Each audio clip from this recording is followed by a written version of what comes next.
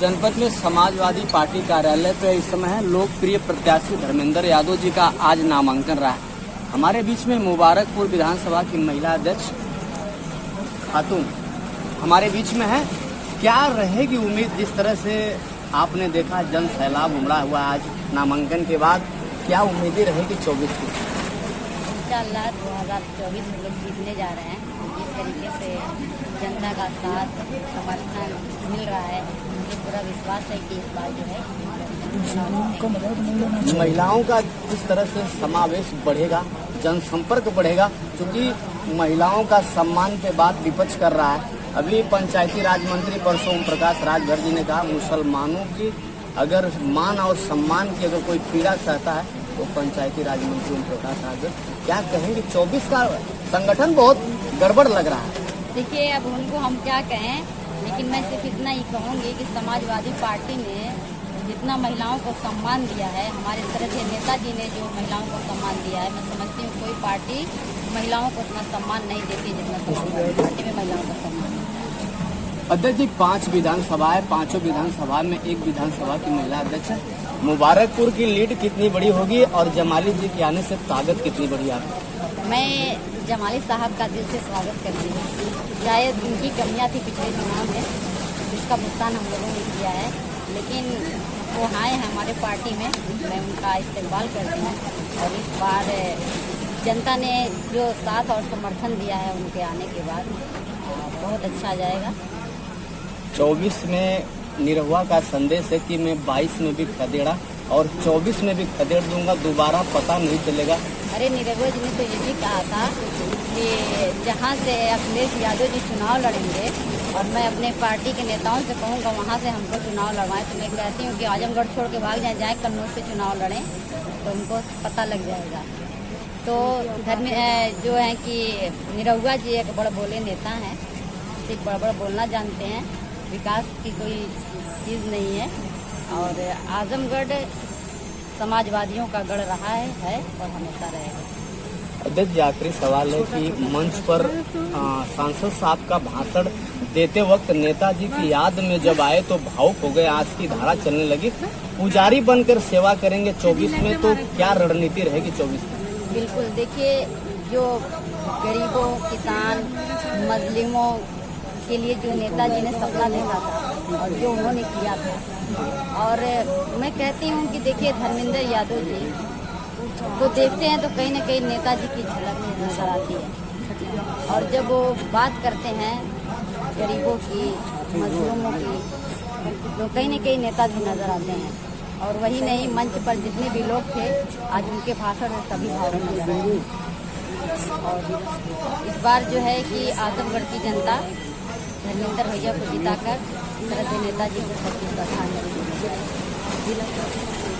क्या कहेंगे, जिस तरह से जन सैलाब चल रहा है, विपक्ष की दावेदारी 400 पार का चल रहा है, आपके सांसद प्रत्याशी जो रहे समाजवादी पार्टी के, वो कह रहे हैं मैं पुजारी बन की सेवा करूंगा। जिस तरह से पुजारी मंदिर में रात दिन मेहनत करके मंदिर को सजाता है, उससे आजमगढ़ को निराश नहीं होने दूंगा। क्या उम्मीद रहेगी? देखिए, सबसे पहले तो आपका बहुत बहुत शुक्रिया, और आपको मैं अपना परिचय दे दूँ। मैं 1996 से नेताजी के साथ, और ये सौभाग्य है कि नेताजी के चरणों में बैठ कर राजनीति करने का अवसर मिला। और जहाँ तक सवाल है, तो अखिलेश भैया जब पढ़ाई करते थे तब हम लोग पहली बार जब आजमगढ़ में 98 में आए थे, कन्नौज में चुनाव लड़ने की बात थी। आजमगढ़ से रमाकांत जी को याद आता है, चुनाव लड़ाकर हम लोग भेजे थे, चुनाव जिताकर भेजे थे। उसके बाद डम्पी साहब वहां चुनाव लड़े थे। और आत्मीयता की बात यही है कि धर्मेंद्र भाई जब इलाहाबाद विश्वविद्यालय से पढ़ते थे, हम तब के साथी हैं, हम उनके साथ तब से रहे हैं। और एक वहां से जब इन्होंने राजनीति करना शुरू किया तो ये स्वर्गीय नेताजी के चरणों में बैठकर राजनीति करने का जो इनको सीख मिली है और इनका आत्म लगाव है, निश्चित रूप से भाई भावुक होना स्वाभाविक है। वही नहीं, जब नेताजी का चेहरा सामने आता है तो हम लोग भी पढ़ते हैं। नेताजी का जो लक़ब मिला वो इसलिए नहीं मिला, यूं ही नहीं मिला था। नेताजी ने बहुत बड़ी ताकत है हिंदुस्तान की। बहुत गरीब मजलूम नौजवान किसान के मसीहा थे और आज निश्चित रूप से कमी थी। दो चीज देखने को मिलता है। देखिए, जिस तरह से नेताजी के ना रहने के बाद दो चेहरा पार्टी में, जैसे धर्मेंद्र जी को देख लीजिए, अखिलेश जी को, दोनों चेहरा देखने के बाद क्या नेताजी की सूरत उसमें है?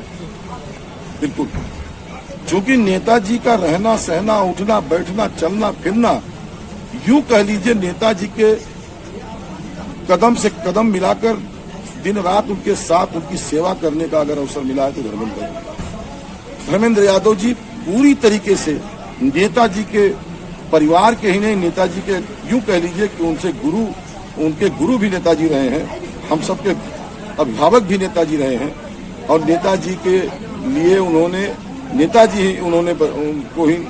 नेताजी ने ही उनको बदायूं भेजा और चुनाव लड़ाया। और आपको बता दूं, जो सदन के अंदर जिस तरीके का वक्तव्य भाई धर्मेंद्र यादव देते हैं, अभी 13 पॉइंट रोस्टर के लिए पिछली सरकार के मंत्री को जिस तरीके से डांट कर बैठा दिया, वो हैसियत, वो ताकत, वो जज्बा होना चाहिए। उन्होंने कहा ये आपके मंत्री का ही सवाल है और उस सवाल का सही जवाब नहीं है, सही जवाब ये है। और ऐसे मजबूत नेता, छात्र नेता, गरीबों नौजवानों के मसीहा भाई धर्मेंद्र यादव को चूक हो गई थी। चूक नहीं हुई थी, हमारी अपनी कुछ कमियां थी, जिस कमियां को हम लोगों ने उसकी पूर्ति कर ली। और जमाली साहब अगर हमारे साथ आ गए तो हम 10 गुना ताकत मजबूत करते हैं। हम अल्पसंख्यक सभा के प्रदेश सचिव और लोकसभा प्रभारी होने के नाते आप विश्वास दिलाते हैं आपके चैनल के माध्यम से कि बड़ी जीत होने जा रही है। और यही नहीं, हमारे बगल की सीट भी जीतेंगे और पूरे पूर्वांचल की सीट जीतेंगे। और पश्चिम में क्या हाल है आप लोग तमाम लोग मॉनिटरिंग कर रहे हैं, तमाम भाई मीडिया बंधु के लोग मॉनिटरिंग कर रहे हैं और अब धीरे धीरे रिजल्ट भी आ रहा है। तो निश्चित रूप से धर्मेंद्र भाई, आज मैं उनको आपके माध्यम से बधाई देता हूं, अग्रिम बधाई देता हूं। और आज वह नामांकन किए हैं, बड़े अंतर से चुनाव जीतने की बात है। जहां तक भावुक होने की बात है तो ये हमें याद है कि जब आजमगढ़ में 1990 में 89-90 में पहली बार सरकार बनी थी और उस सरकार में माननीय मुख्यमंत्री थे नेताजी, और आजमगढ़ दयानंद महाविद्यालय में छात्र संघ का चुनाव था। चुनाव के अवसर पर तब 10-20 लोगों की टीम थी हम लोगों की, जो हम लोग उनके साथ रहते थे। 20-25 लोगों की टीम थी और हम लोगों ने छात्र संघ का उद्घाटन कराया था।